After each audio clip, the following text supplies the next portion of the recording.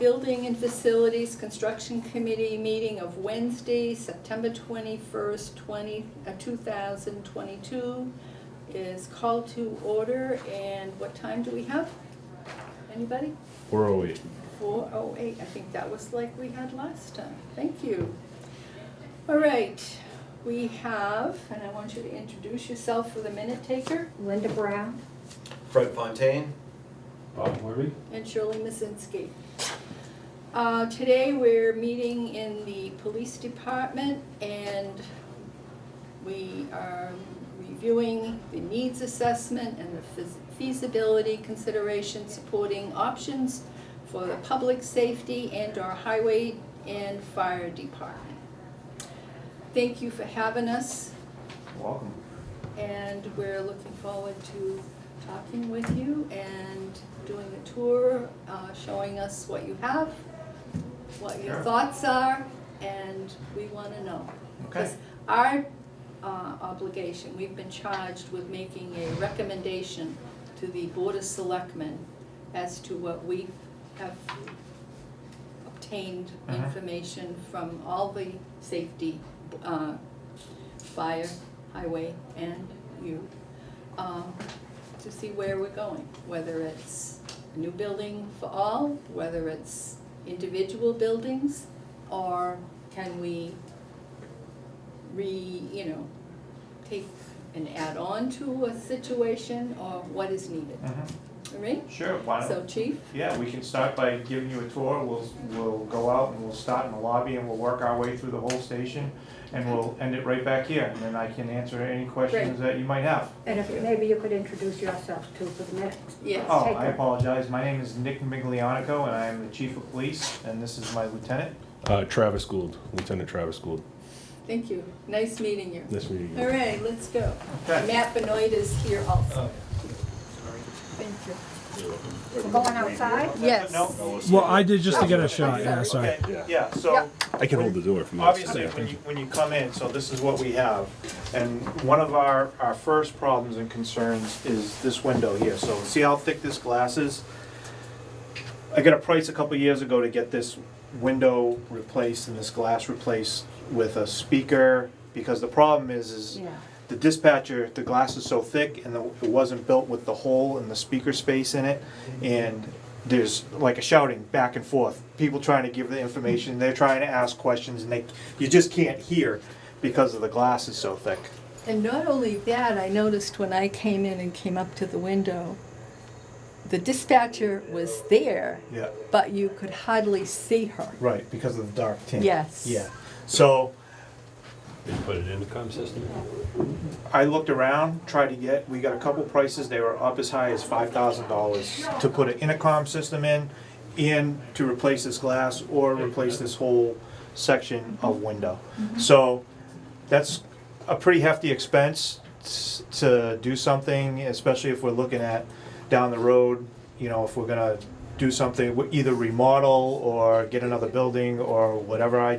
It's not enough money to put towards capital, but it's too much for me to just take out of the budget, so, And wearing masks doesn't help no. for hearing either. No. So and you can see it's very small. This is just a closet for maintenance stuff. This is a public bathroom, so if someone comes in, we can buzz them into the bathroom.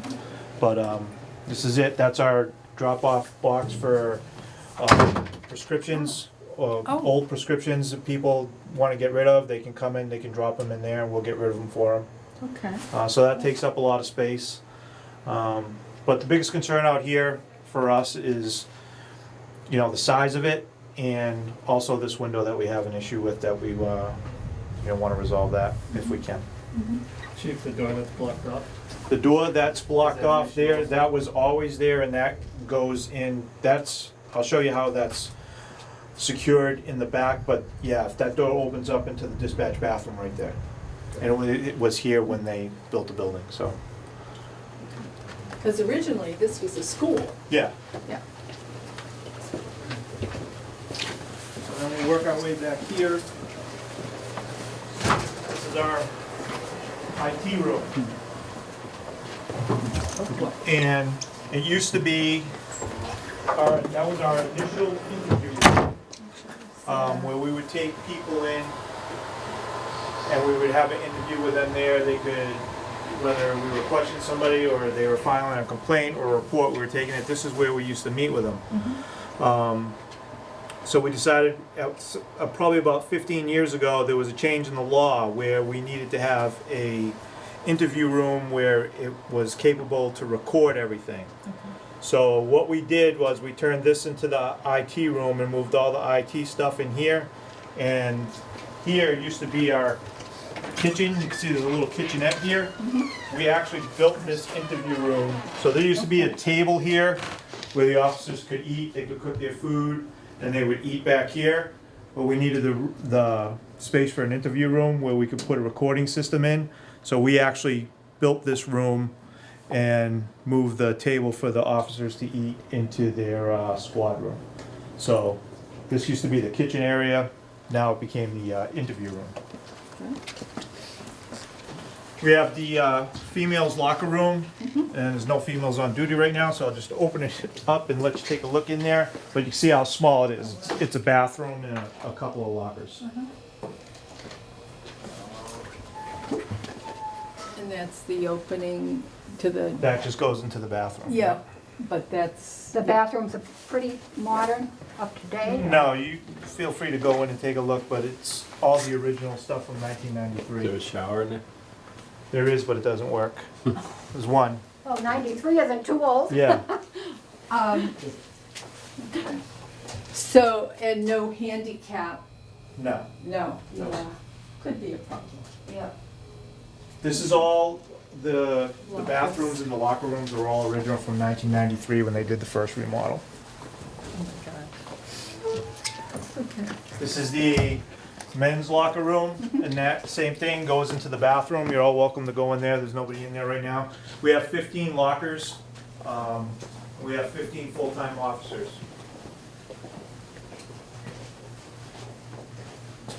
If someone's trying to change their locker right here, they're blocking. Yeah, nobody takes. They're blocking. Nobody the wants hallway. it. Yeah. And this little door over here? This little, that's a little hot water heater, so Okay. it's like a closet. No problems with that? Nope, Okay. that's been replaced. But there's a one small shower in there as well that's very rarely used. But, you know, there's 2 or 3, sometimes 4 officers working at a time. I mean, we could never, like, when we have Oktoberfest or a parade or whatever, and we're all in here trying to get ready, you can't come in, there's just no room, you can't fit everybody in here. And we're actually running out of lockers at this point. We have still a couple of part-timers left. We also have our dispatchers, so we have 15 full-time officers altogether, but with the dispatchers and the part-time people, we're up to about 30 personnel.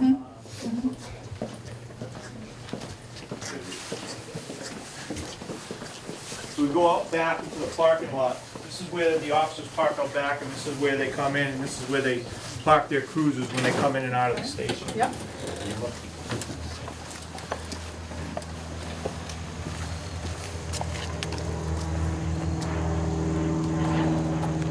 So we have our sally port, is what we use mostly if we're taking in a prisoner or inclement weather. Whoever's working will park their car in here to try and keep the snow off it, but this is mostly used for prisoner transport. We bring in a prisoner, we bring him in here, we secure the door, and then we take him into the booking room. We'll move back in there. You can get in through there. Yes, you can come from the dispatch area as well to get in there. And this is the one bay garage that we have. You can see it's full of, we have our ATVs in there, the snow blower, tires that we change over seasonally. And obviously you can see there's no carport or anything back here. So when we park the cars in the winter, they're open to the elements. They're always back here.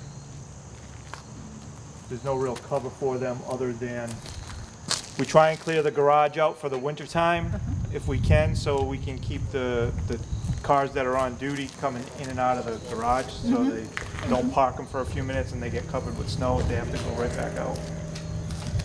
But we've collected a lot of equipment over the years, and we need to have it handy, so it's the best place we have for it. So we come in here.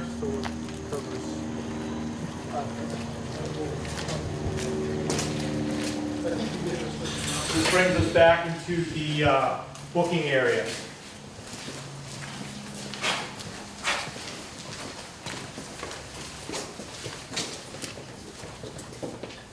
This is where our cells are located.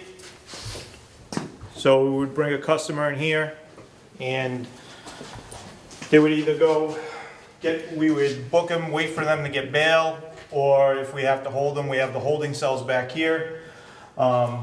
These are the original toilets and sinks that were done in 1993. So if the long-range plans were going to be here, or maybe do some remodeling or trying to add on or whatever, I'm planning on putting in a capital project to redo the toilets and the floors in here in these cells, and you're welcome to take a look in there. Is this all on the same floor as like where we move on? Yeah, we're all, so if you look down here, that's where you came in here.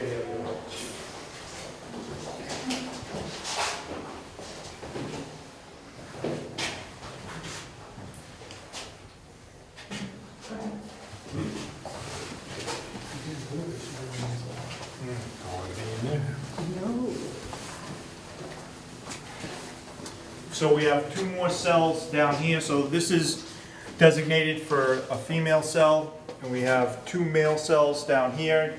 Same thing, they're very similar.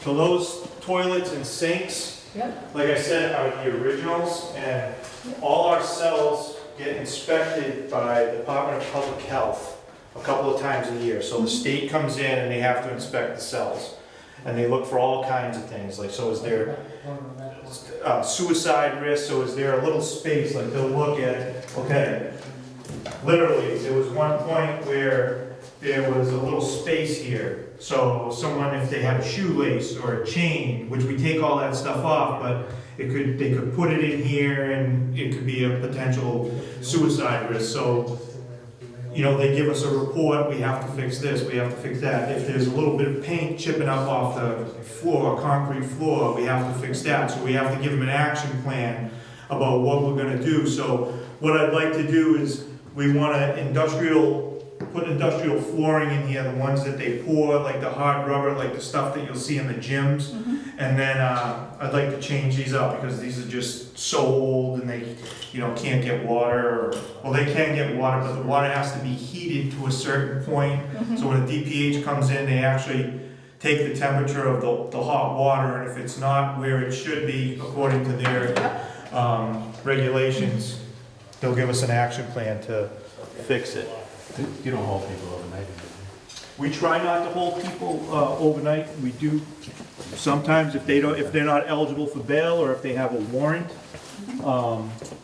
there's a chance that they might get held, and if they do get held, that's where they would be. I mean, we have had people get picked up on a default warrant on a Friday night, and Monday be a holiday, and that's their room till Tuesday morning, till court. So, yeah. Back here, it's our booking computer. This is the printer for the fingerprint machine is over there. Evidence processing. If our crime scene officer takes something and wants to process it, look at doing for fingerprints or whatever, this is his work area. We'll move back here. There's a juvenile cell. Same as the other ones. Frankly, we very rarely have a juvenile that's in custody with the changes and reforms in the juvenile law. It's still a certified juvenile cell, but we very rarely use it. Most times, juveniles are, you know, if we bring them back to the station, they're in sight of an officer at all times, they're not secured, and they're usually released to their parents until we get a court date for them at the juvenile court.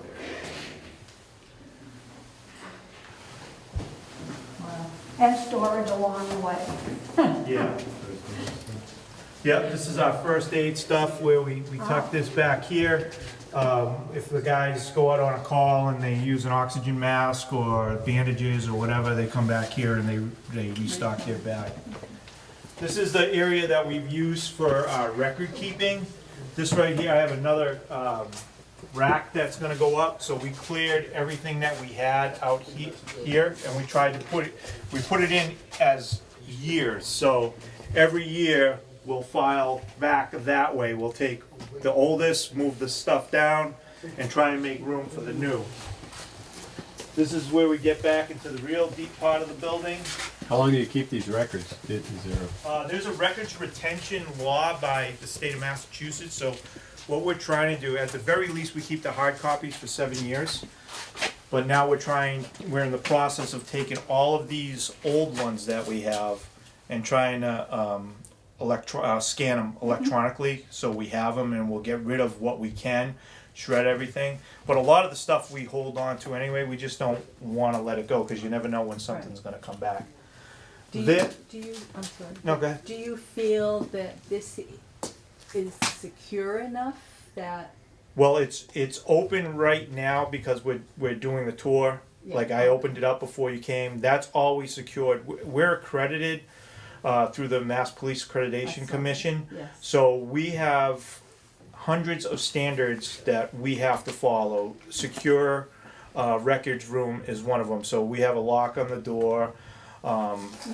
And things that we have to do to make sure this is secure. We collect toys every Christmas, Thanksgiving for Christmas, so we'll put the stuff back here until we can get rid of it. But this is the back wall where we were out where the cruisers were parked. yeah, And there used to be some records in here. However, when it rains and we get really, really heavy rains, yeah. it comes in and this can get flooded. So we had a lot of old records at one point that got ruined. So Adam put a lot of the stuff up on pallets for us back here. Okay. Is this heating system connected to like the town hall itself? Yes. Yeah. So Not separate? no, it's not separate. So we're connected to the town hall heating system, and we have some portable Mitsubishi air conditioning Okay. and heating units that were yeah. put in a couple of years ago. This is that room that I was talking about where it'll show you, it leads to the Dirt floor? infamous dirt floor Oh. pile underneath the Good old Douglas yeah, the soil. town hall. So it Yeah. just goes to show the age of Yeah. the building. Before you came, I was telling him there was a section I remember where the people that did meals, they The stored their, cafeteria yeah, for the they school? stored all their canned goods and everything. But are they here? Mm. Bob the, called yeah, it the root cellar. but it was the dirt Oh, I'm sorry. floor. Yeah, thanks. But Shirley, getting back to answer your question, is this an ideal place for Yeah. records? No, just simply because the humidity, it's the only place we have to put them. You have the humidity, the chance of, you could get water in there, they get musty. So like I said, since we did the accreditation, we got in pretty good shape with our files. We got rid of all the stuff that we could get rid of, and we electronically stored what we had to keep. So now we're on a path where every year we'll take and move down. Oldest comes in here, next year moves in, we take the records from outside in the actual station and file them back here. So, but no, it should be a room probably twice the size as this, stacked with shelves and filing cabinets where the stuff goes and it gets to a certain point and then it gets automatically electronically filed. Since we got the computer system in '96, a lot of the stuff is on file and in the computer and on the server. But with the state's records retention law, you still have to hold on to the hard copies. And there's a lot of things that go into a file that you just can't put in a computer right away, like statements. People still handwrite statements, they type statements. You do interviews, a lot of handwritten notes and stuff like that that need to go into an actual hard copy file. Does that go anywhere? Or is it locked, or this door? That, no, we keep that shut, Okay. and there's no way to get in there from there unless you're gonna Tunnel? tunnel through the sand, which I hope won't happen. But, and all this is usually shut down and dark, like I came in earlier today, and I'll go back later after you people get through with the tour, and I'll shut everything down, but, I just wanted to get it ready for you Absolutely. guys. Thank you. Yep. And you can see there's another space there. Yep. Oh, yeah.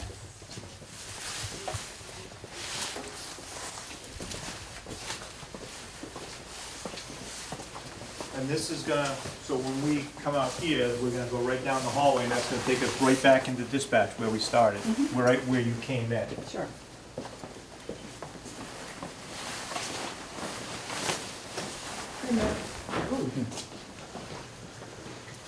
So we're working our way back down to dispatch. So this is the senior sergeant's office. It's a little tight, he's got some records there, filing cabinets, not a whole lot of room.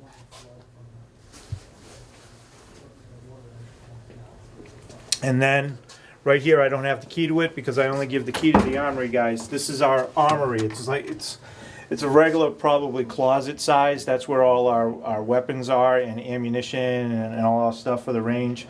I have 2 firearms guys. That's their thing. That's what they do. They take care of the guns. Is it They have the big key. enough, or how big No, of a it's space would very you need? small. It's like a regular, literal, like a regular closet, like at home. Your closet at home's Well, probably bigger. My bedroom closet is a lot bigger than my bathroom Yeah, closet. yeah. I So mean, it it's an depends. average, it's an average size closet, and we put some racks on the walls for the firearms Okay. and stuff. Is that a collateral duty? That's not a full-time job, right? No, It's a collateral. yeah. No, they're just assigned to it, as part of their duties. This is the evidence room, same thing. This is a decent sized room, but, we're out of room, it's full. It needs, ventilation, which we don't have in there. We got a small refrigerator in there for things that we need to refrigerate, but, again, this is one of those rooms where there's only one person, for checks and balances that has the key to it. I don't even have a key to it, so I couldn't go into it, if I wanted to. There's only one guy that takes care of that. But it is pretty full. He does his best. And how big is that room, would you say? 10 by 12, or? Yeah, it's probably about 10 by 10, right? Something like I that. think it's probably like 10 by 6. Yeah, it's okay. it's very It's not much wider it's than very this. narrow. It's not big at all. It's just a hallway. Yeah. So we make our way back here. This is the officer's room. So, when they moved here in 1993, this was carpeted, and there was 7 officers. Well, actually 5 full-time officers and probably close to 9 or 10 part-time officers, and then it was a chief and a sergeant. So everybody had their own desk and their own space. So when we redid this room over, all the desks were, and we just ran out of room. Not everybody could have their own desks. There just wasn't enough space for it. So we put in a couple of workstations where now the people that are working, this is where they do their reports. Because we moved the kitchen area out of there and we put the interview room in, this is where the officers eat. We have the mail file there. How many per shift do you have? Like 4 or something like that? Usually, during the day, there's 2 officers on. 3 to 11, a sergeant, and 2 patrolmen are scheduled, but that's not always the case because someone takes a day off or... So, best case scenario, we'll have 3 on in the afternoon, 2 on the overnight, 2 on during the day, but during the day you also have myself, the detective sergeant, and the lieutenant. So, there's probably more of us on during the day. 3 to 11, we hope for 3, sometimes 4 with a split shift, but depending on who's taking a day off or what day of the week it is, you could, at a minimum, there's 2 on at all times. This is just our closet here for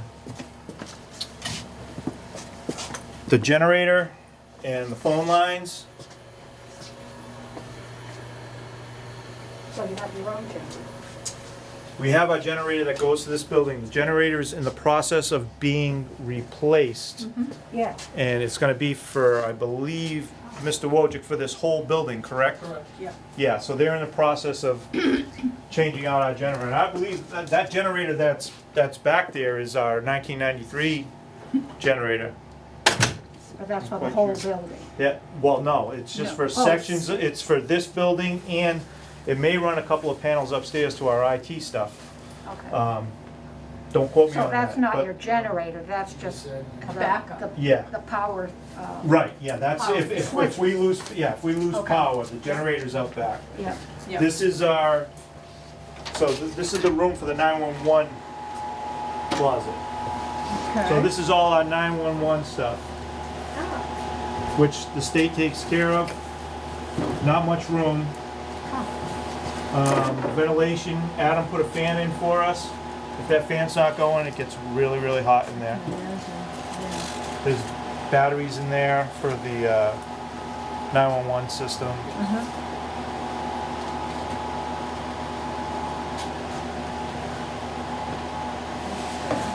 Yeah, sure. I have a question while they're looking at that. When I dial 911, I live in South Douglas on Perry Street. I get North Smithfield. You could. Do you dial it from your I cell dial, phone, right? Yeah. And Because- North Smithfield will connect you to Douglas. I said, no, I'll just call Yep. 476. That could happen depending Yeah. on where you are and how close you are to the line. Okay. So you, Pretty close. yeah, so it all depends on what tower will pick you up, picks up the cell phone. State 911 tries to triangulate everything in our area, but when you're close to the line Huh. and you call 911, you don't know where it's gonna go. Like it used to be, like if you were on 395 or 146, depending on where you are, you hit 911, it could go to Oxford or it could go to Webster, depending on where you are on 395, you don't know. It used to go directly to the state police. But whatever tower picks you up and whatever tower they have that designated to, it will go to. But there's a very good system in place, because we get a lot of calls on our 911 for Burrville. And Huh. they have it set up where as soon as they tell them that they're in Burrville, it's just a quick 1 second thing. They transfer you and you're right over. So we can go back out this way, and that's gonna take us right back into the dispatch area. So do you have an office? I do, I'll show it to you.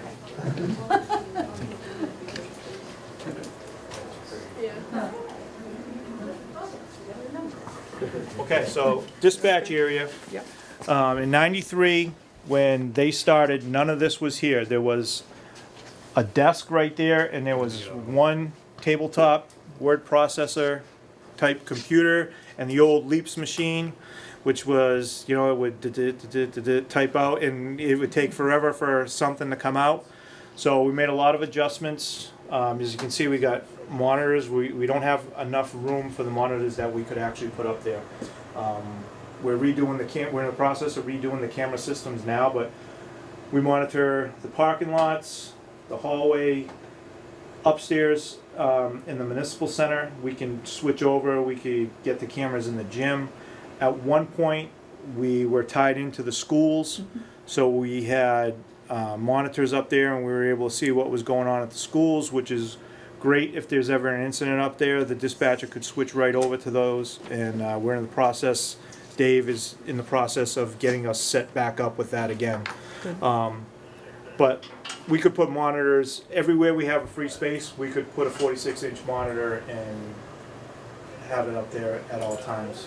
We just ran out of room for it. So we got this redone.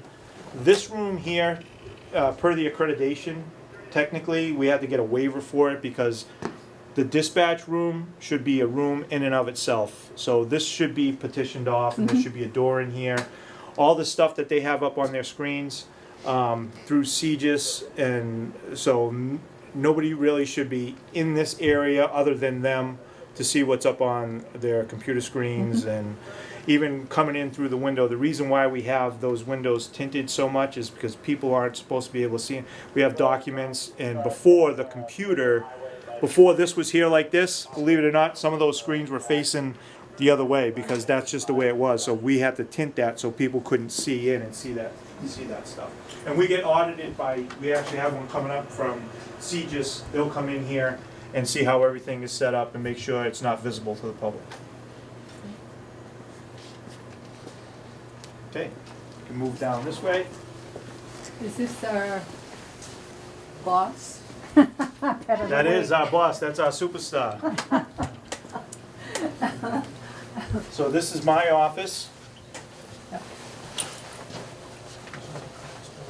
Okay. Kind of fortunate, I think I got the biggest room in the place. Yes. But hey, it was always the chief's office. That's right. I didn't take that, he picked it first.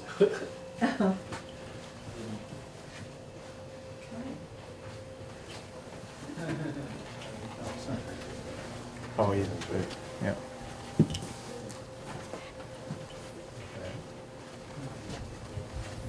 Sorry to cut you off, Pat. We're gonna work our way right back here. I skipped a room and the good lieutenant reminded me. Yeah. This is the other sergeant's office, so I have two sergeants here that share this office. So this is the best way we could put their desks.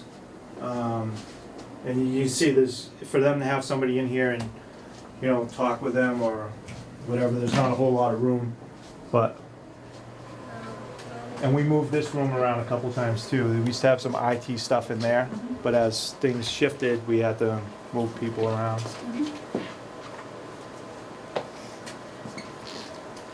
So you have two sides? Two sergeants in here, yeah.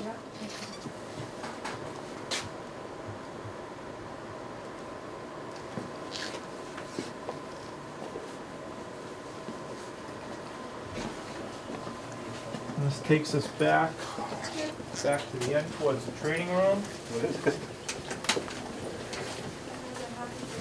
So this is where we keep our active files. So, like I said, you know how we move them back every year. We'll wait till this gets full, and then we'll move it back, and then we'll move everything back one store, and then put all these in a row, and move the other ones down till we can file them, permanently find their home. This office is shared by the lieutenant and the detective sergeant.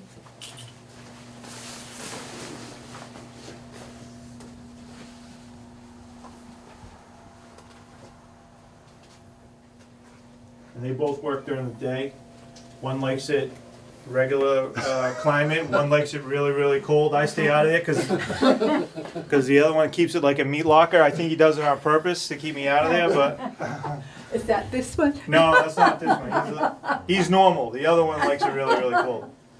Oh. And then that brings us right back into this is our training room, our meeting room. Anytime we have an event, we'll meet in here and we'll go over everything.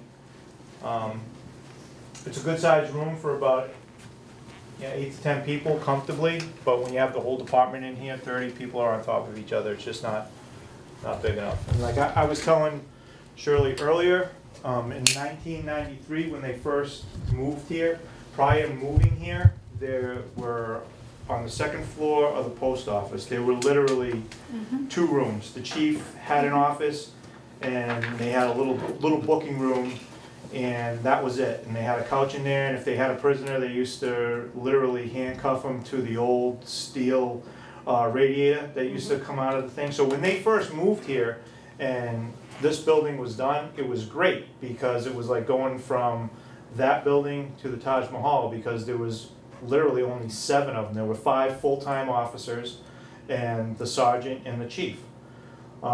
So there was plenty of room, and since that time, we've almost doubled in size, staff-wise. So right now, we're at 15 full-time police officers with myself and the lieutenant. And we have 4 full-time dispatchers, of which prior to that, there was 3, so there's 4 full-time dispatchers.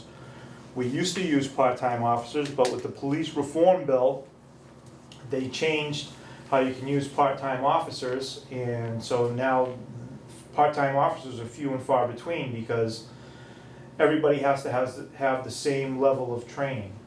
So the use of at one point, when I first started here in 1996, the chief hired the 8th full-time officer and there were literally 10 part-time officers. Mhm. So you almost had a police force of 20 people, close to it, using those part-timers. You could always have people that work. That's not available anymore in this day and age. And the department, we dwindled down those part-timers out of that 10. The majority of those people got hired full-time and have been here since then. So, I mean, as far as this place goes, like I was telling you earlier, we have almost everything that we need. We just need it to be probably 3 times bigger, and some cosmetic adjustments to like the dispatch center, technology adjustments to the IT room, bigger spaces, modernize the jail cells. I think we just simply outgrew it over the last 22 years. And plus you gotta look forward to another 20. What are you gonna Right. need in Right. 20 years from now? Yeah. So in 2002, I looked at it today, we were at 11 full-time officers in 2002, and we had about 7 part-timers. So over that 20 years, in 2002, on average, we hired another full-time officer every 5 years, so that got us up to about 15. If you look at it from that window, from 93 till they were here, in 96 he hired 1 more, and then by 2002 we were at 11, and now we're at 15 full-time today. We do have 1 officer who's still part-time, but he's a full-time academy trained guy. He used to work here full-time, Mark Dunleavy, Sure. so he still works on a part-time basis. But that's because he already has the training and he can stay, part-time and do details and pick up shifts every now and then for us. But as far as using part-time people moving forward to help us with filling shifts and with our staffing, it's, after next year, it's just not gonna be feasible anymore because it's going away. You have to be fully trained like a full-time police officer would be, and anybody who has that training is not gonna work part-time because they can get a full-time job anywhere they wanna go. And how about the parking out in the back? I see your cruisers are. Yeah, we park the cruisers down back by the garage, the line cruisers, we call them the line cruisers. Those are the cruisers that are used mostly by the patrol officers, so we have 6 that are assigned to that. The personnel parking, our personal cars are parked up in the upper lot.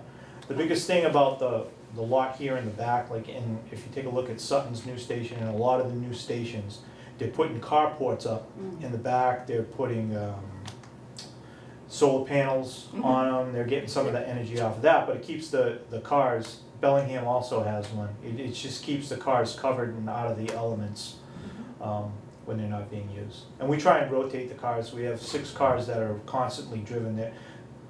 We try and separate them and keep officers that share the cars by their shifts, so they're not running 24/7, every day of the week. We try and have a car run for 8 hours during the day and then have it sit for a shift, and then maybe the night guy will drive it. So we're constantly changing people around in cars, trying to rotate the cars so we don't put more miles on one car than the other.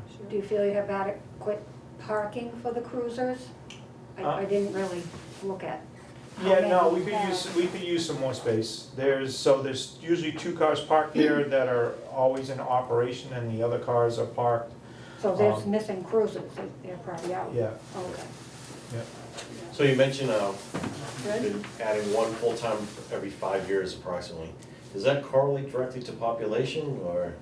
there's a couple ways that's the way it came out when I looked at it. So in 2002, we were at 11. 2022, we're at 15.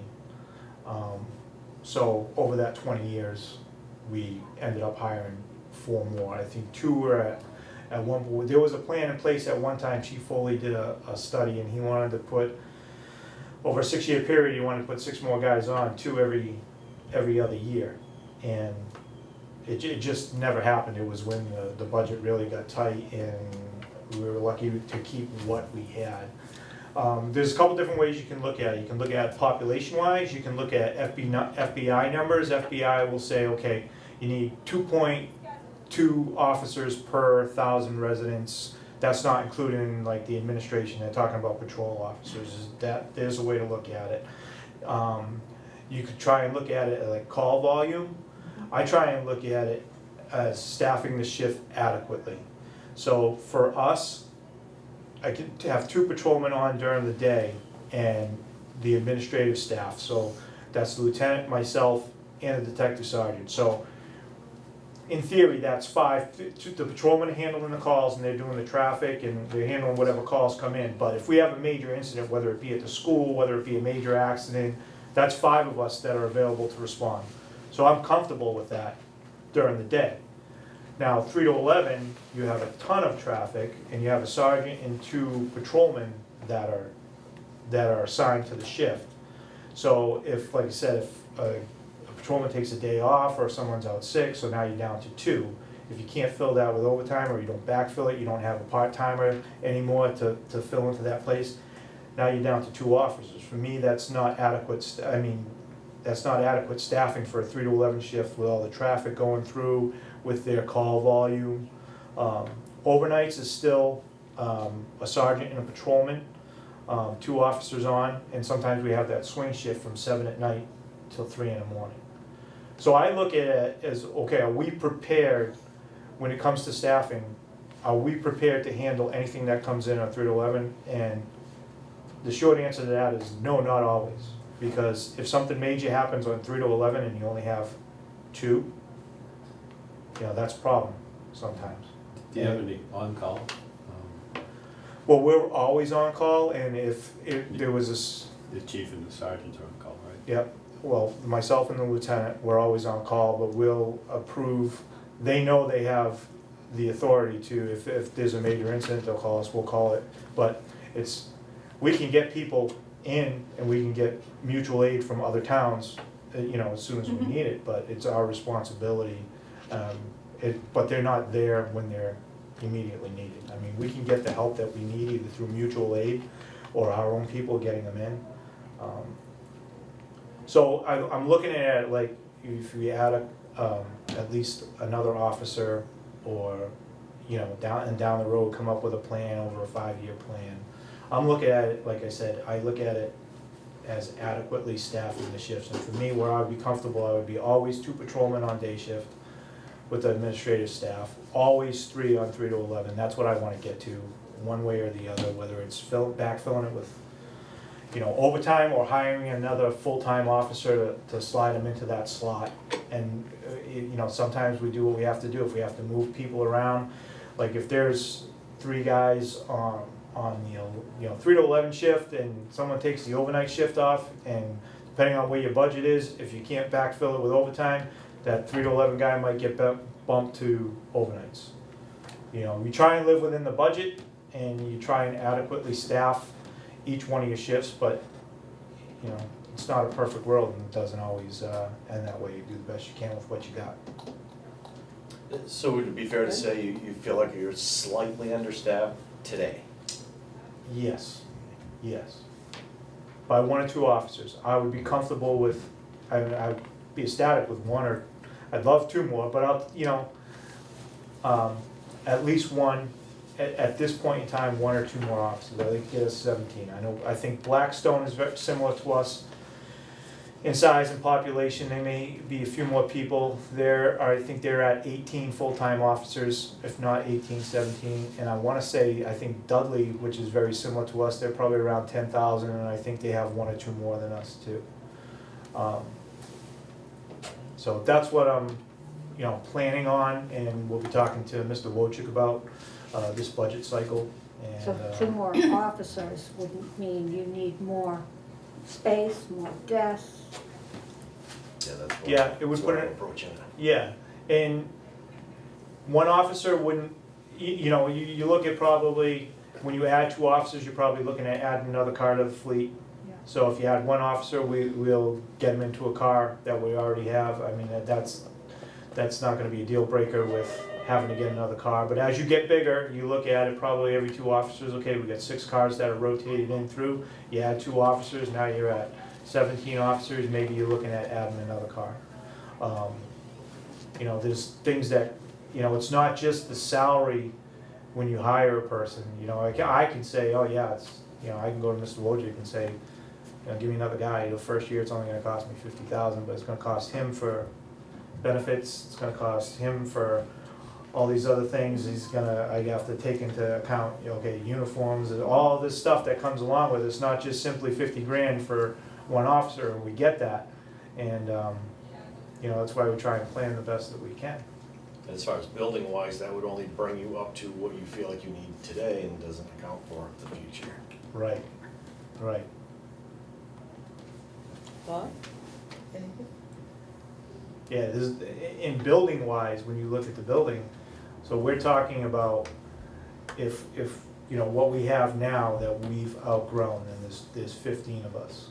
So even with the 15 of us, we're looking at probably, for it to be adequate space, we're looking at,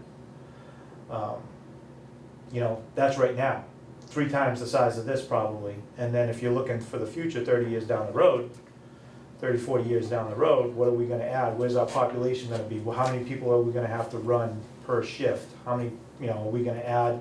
Are we gonna be looking at adding an officer? Is the town gonna grow that much where, okay, you have to say, on average, you're looking every 5 years, you better plan on, and I think that's what I put in there, as a plan moving forward, looking forward over the next, 30 years, you're probably looking at another 6 full-time officers if you add one every 5 years.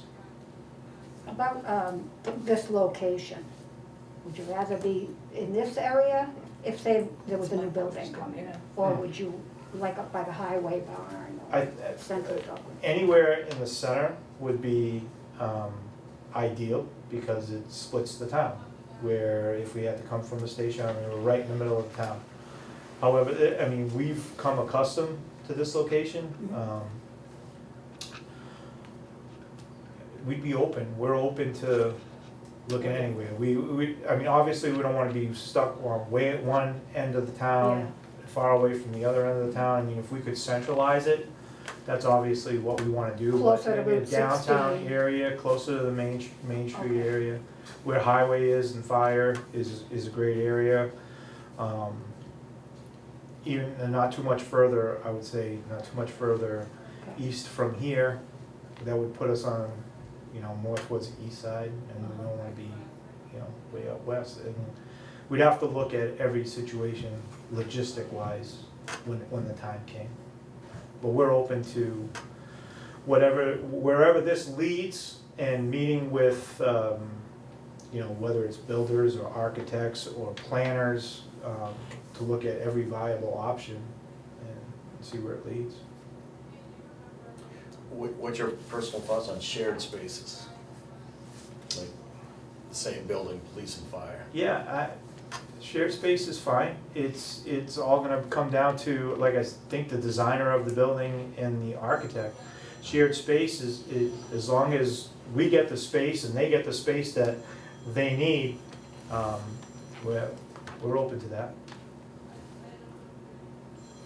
So what would you say the advantage is of being in this location?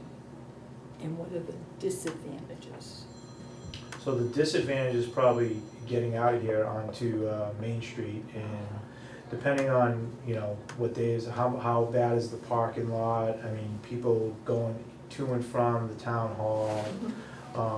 There's a lot, it can be quite a bit of foot traffic if we're trying to get out of here or going to a call. That would probably be the disadvantage. The advantage is, we're right next to the town hall, so all I have to do is run upstairs to drop off some paperwork. I have easy access to the town offices. Well, your advantages are your budget doesn't include a lot of building Exactly. utility costs there. That's the big thing, because here, we don't, and that's in the presentation too, here, we don't pay for heat, I don't pay for electricity, I pay a $7.99 cable box bill a month. So, if we, as a police department, were to move into a new building, I would anticipate a much larger increase in my expense side. And I wouldn't even know where to begin, but it would be in the thousands of dollars, simply because heat in and of itself, heating a bigger building, fuel costs, energy costs, We don't pay any of that here, that all comes out of Adam's budget, who pays the utilities. And we're connected to the town hall, so that's a disadvantage for us.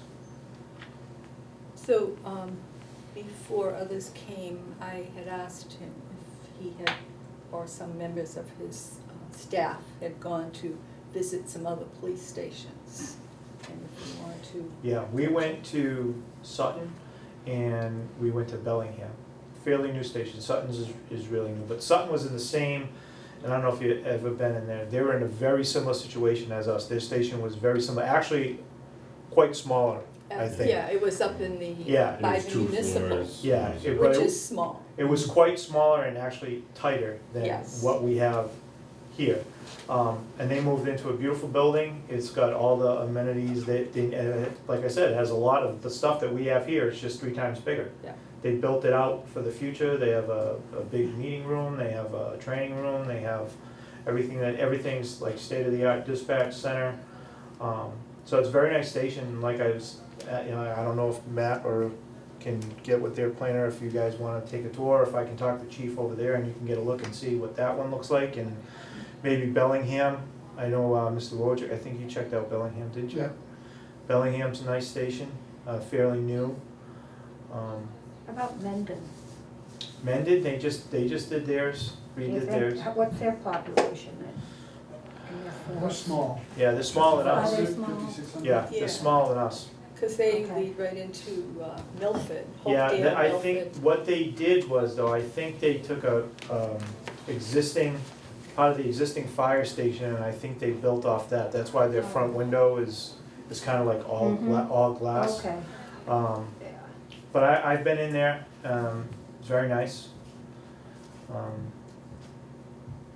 And I don't know how they funded that, or how much it cost them, but it's a nice building. But they don't do, they're not doing their own dispatch now either, so they cut down on their costs, they have to do the dispatch center. Anticipating growth is incredibly important for a police station. I can only speak on experience from the town of Auburn, who built their building in '99, and they're already bursting at the seams. So the parking lot was too small, the HVAC system is terrible. That's only 23 years old. Yeah. So, I anticipate the growth, and you try to save money and knock it down into a postage stamp lot, you get results like that where you're gonna have to be doing it again in 20 years. So they're looking at least they had been looking at, the same thing we have, a combined use facility. I don't know where it left off, because I don't work there anymore, but, yeah, that's been a hot topic discussion for them for a long time, Yeah, I and can they didn't remember. plan for it at the time. I can remember when that building went up and we were all like, oh, it's a beautiful building. It's true, you go there, if you go into the visitors parking lot, there's like 6 spaces on it. But yeah, they ran out of room quick. And it's I think a lot of this is gonna depend on, when we look for, like, designer, a lot of that population, that's certainly not I can only guess at what you're gonna need over the next 30 years, and I kinda look at it like, okay, if the population is booming and there's businesses coming in with X amount of cars that are gonna be coming in through the day, and I know what our staffing is like now, and I think I got a pretty good idea of how many people I need on a shift to be prepared to handle whatever comes in at that point in time, I think I can get us there at 16, 17 officers. We'll be a lot better than we are at 15. But what happens after that, and when we're talking about now, I could be there and just getting by at a comfortable level. How many more businesses or how much the population grows from today on, who knows? I'm judging by what I know today and what our staffing is today. Sure. Sometimes there's talk of, maybe the police station could move upstairs, storage down here, but you're still in the same location of getting out of here. Do you find it's a problem getting out onto 16 at the bottom of Depot Street? Well, we use our lights, and, Yeah. it's a lot easier using lights inside. I'll tell you, Well, when I go, moves like there's that, times, too. and I've told Mr. Wojcik this before, there's times when I'll leave work, and I usually go left to go home. Yeah, forget it. I'll take a right, I'll go Yeah. down Cook Street, and I'll come back up Mechanic Yes. Street, and I'll take a right out of there, because Me too. And you- even, trying to get out of there at 3, 4 o'clock is tough. and even getting out of Mechanic Street Yeah. is But difficult. honestly, I mean, for us, it's not gonna make a difference, because in an Okay. emergency situation, we're gonna use lights and sirens, people are gonna get out of the way, and we're gonna be able to get to where we're going. It's not gonna slow us down regardless of where we are. As far as moving upstairs and doing whatever we have to do for better space, we're open to all options. We're not banging our hands on the desk and saying, look, you need to build us a new police station. We're looking to modernize, get more space, maybe add on if we can't build, whatever. We're looking for a solution to today's problem. If it's not in the cards to build a brand new building for whatever, the town can't do it, and we can do something with the upstairs to solve our problem for now and remodel, well, if that's the case, that's the case. But we're willing to look at every option possible. We're not set on one thing or the other at this point. About like the third floor, if you consider the. You're gonna give us an bottom elevator? floor. Well, we have one, that goes to the, Yeah. what was it, kindergarten up there Yeah, for a while? yeah. Would that be a big Again. enough space?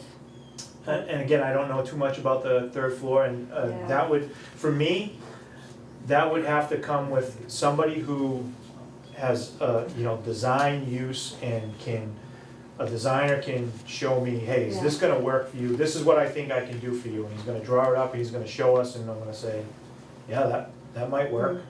Is that an option? And then once I see it, I could say, you know what, no, I don't think that's gonna work for our Because needs. you're not like highway or the fire trucks, you don't need to park up there. No. You know, it'd be just for your staff. But you'd and your still be in the storage. same parking here. He would still have to park here, Mhm. yeah. Do you have enough cells?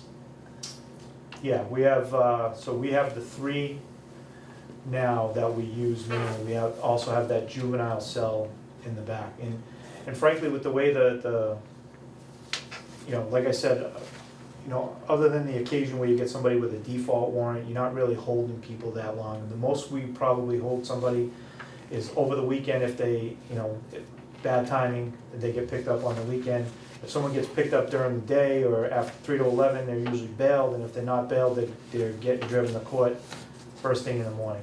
So, I mean, there are occasions where we fill the cells, long weekend or something, but people are coming in and out. Most people are getting bailed, so the 3 cells that we have and the 4th potential one if we needed it is enough.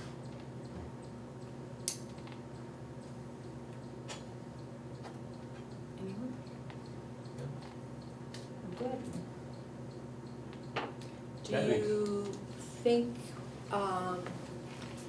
with the increase in population in town versus the increase that's going to happen with the economic development that's going on, do you find it's more townspeople that are being, Our customers, Sometimes. our clients, it's not. okay, It's not, and we talk about this all the time. We have a ton of people coming through from Connecticut, ton coming through from Rhode Island. yeah, It's not Douglas residents that we're dealing with all the time. Hmm. It's not. I mean, it's just like any other small town. People have a bad day, we run into them, and it happens everywhere. Doesn't make them a bad person, whether they live in Douglas or not, but the Right. majority of people that we deal with, especially motor vehicle wise and stuff like that, issues, incidents, very few of them are actual Douglas residents. A lot of transient population, not transient, but people coming through every day. I mean, look, when you're out in the morning or in the afternoon, just look at the license plates, because we're right on the state line of Rhode Island and Connecticut.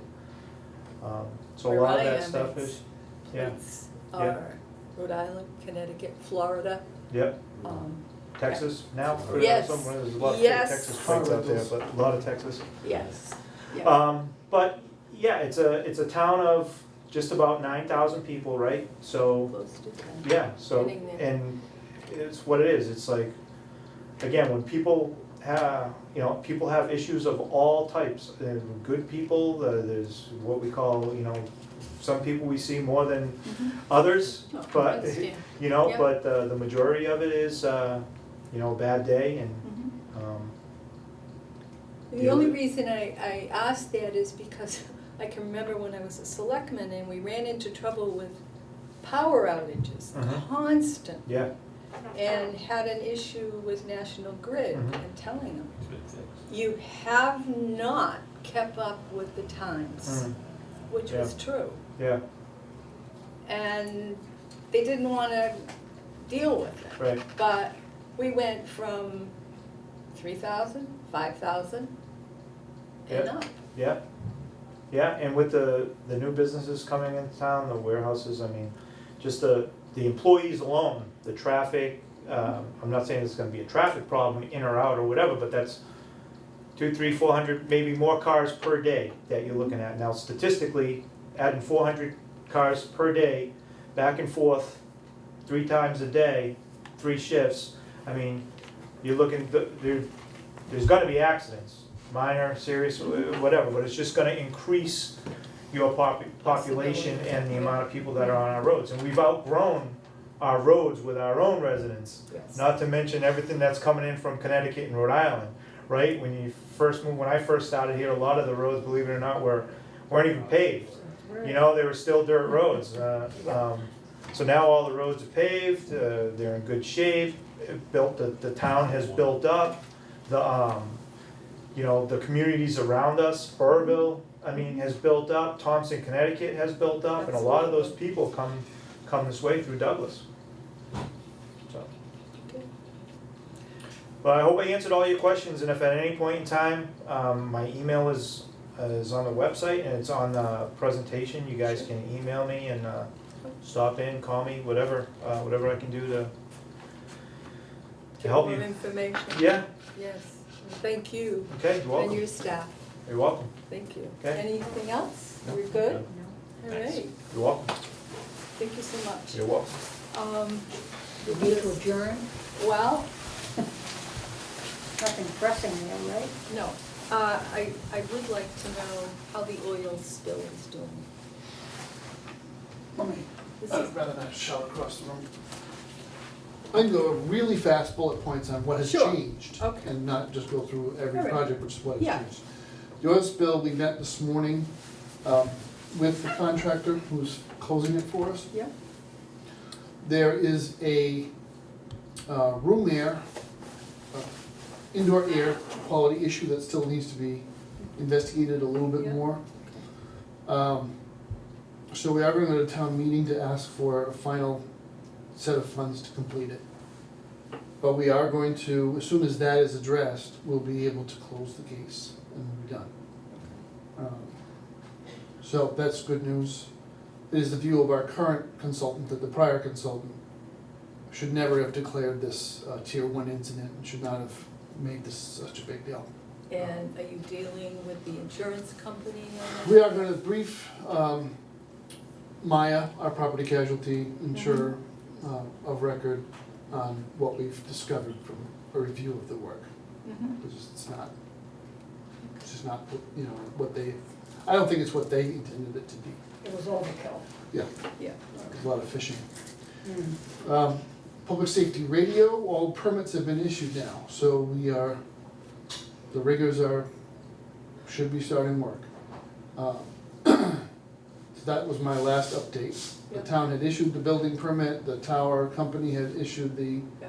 structural engineer's report allowing the installation, so all of the bureaucratic paperwork is done, and now it's just hardware. They've been testing it in their warehouse, so hopefully yeah, okay. it works out. I think you noticed the gym windows maybe when you were in the back? I did go, yeah, I did, but I Have to look. also took a walk down there, I think this was, maybe 3-4 weeks ago, or before our last meeting, and there was some issues with sealing around it, the Yeah, windows. so they came back and they finished that, and they installed the shades, which are almost like frosted glass. Yeah, They just filter the sunlight, they don't block it completely.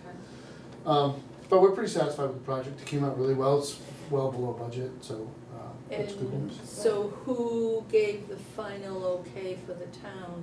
on We those just got the windows? closure on the final asbestos report from the remediation around the windows. So I sign off on that. And hopefully no leaks and, Well, we're gonna watch it carefully while we're in the workmanship warranty period, absolutely. yeah, But we made them come back a couple times to finish caulking and yeah, so. okay. I am happy with the vendor, even though I wish all that stuff had been taken care of in the first instance. Mhm. Their customer service is great. They came right back and finished Mhm. everything we talked about. Rooftop units, we went out through an expedited process and a statewide contract to fix the rooftop units. Because this future is uncertain as to what we're gonna do with the upstairs of the building and what's the best approach for managing airflow in the whole building, Mhm. really requires an engineer's touch. We can't keep going with one unit that's as old as the other three that have already failed. So Right. we ordered two, because the town meeting has already approved funds, Mhm. a couple of years back now. Mhm. So we ordered two. We were told it may take several months for them to get here, it might be in the middle of the winter, da-da-da. They came like, that's the saying, when socket toot sweet, right? So they showed up right away. So on October 3rd, you'll see the riggers will be here installing that stuff on the roof of Municipal Center. So instead of one that limps along, we'll have two brand-new, higher energy efficiency units. So we know the place can be warmed with one, so the two will share the burden. What we're gonna do is keep the limpy gimpy one, because it does still run, and replace the two that are broken. So Okay. really, in the worst situations, we have three that can be turned on. Those are the major updates. The bid was released and awarded for the tank replacement, but I think I already told you that at your last meeting. The day tank fuel system for the municipal You center. did mention that, I believe, yeah. And energy efficiency projects were completed at the fire department since you last met. Okay. So lights have been changed over to LED, Mhm. and insulation blown into ceilings and walls to tighten up the building. Okay. One of the light fixtures was left in an unsafe condition. It fell and ripped through the wallboard and very nearly fell either on a piece of equipment or a firefighter below, but it was a thing. So I have fired that contractor for our green communities, because I just totally unacceptable workmanship. So we'll have a new green communities grant writer and grant expediter going forward. I don't like to be so harsh, but Yeah. when I said, "What did you do?" the first response was, "We didn't do nothing." Well, Yeah, that. it just fell by itself. It was a spontaneous Yes. defenestration. No.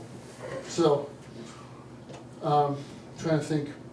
Municipal backup generator, where, Howard's, so that was awarded to Fall River Electric, okay, and we are waiting for the generator. okay. That's a pretty big deal.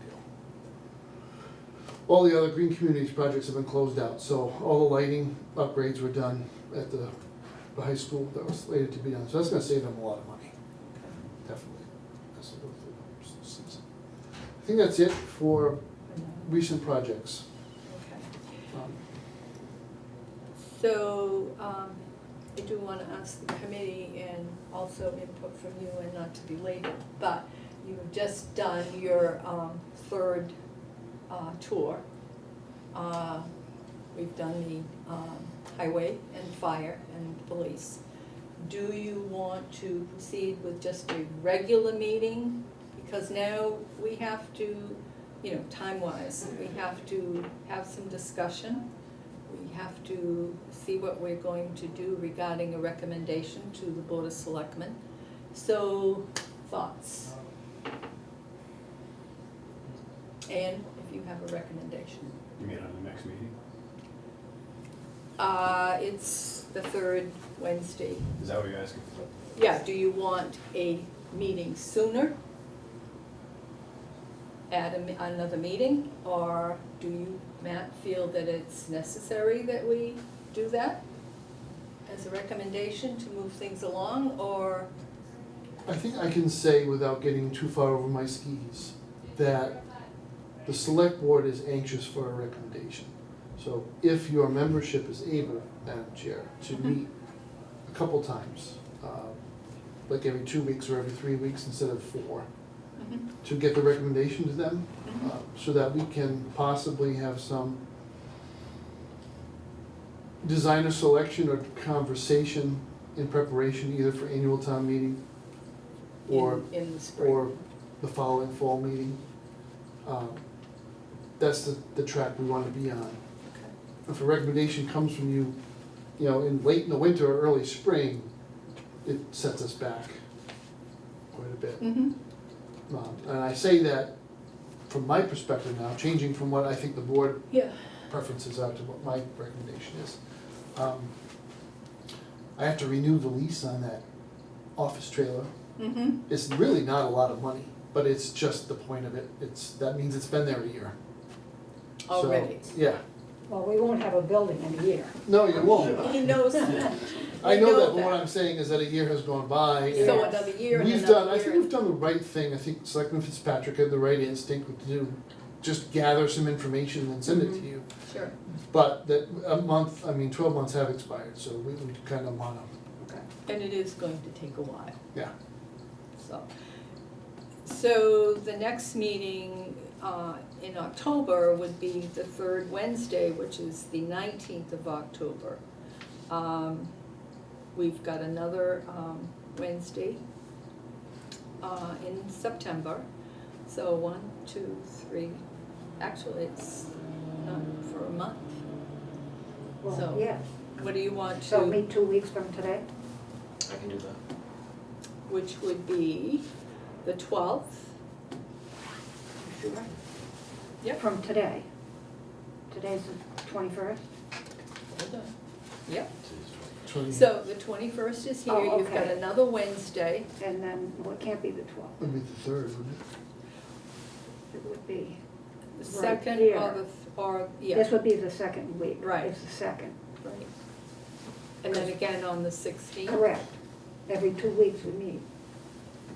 So it's not like, because if you push it to here, then we'll meet in 2 weeks. from Well, now. we could always, there's a Well, lot going on. I'd rather see the old meetings remain posted. Sure. I'd say meet 2 weeks from today. But is that good for everybody? Okay, May. The 9th, I'm sorry, the 2nd. It's in my Correct. calendar. Yeah, Whoops, wait a minute. I'm free. I'm sorry. Where's your sundial? You need Wait it. a minute. It would be the 5th. Of October. Yeah, we've got 21st, we've got the Yeah. 28th is a Wednesday, and then the 5th. 5th. And then the 19th after that. And then the 19th, Yeah. yes. We should be able to squeeze that Is that good? Sounds good. Okay.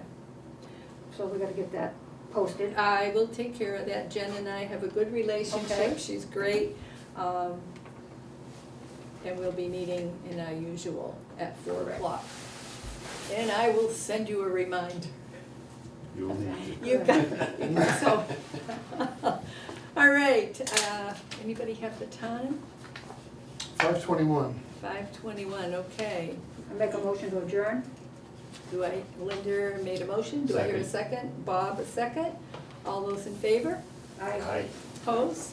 So voted. All right, thank you, everybody.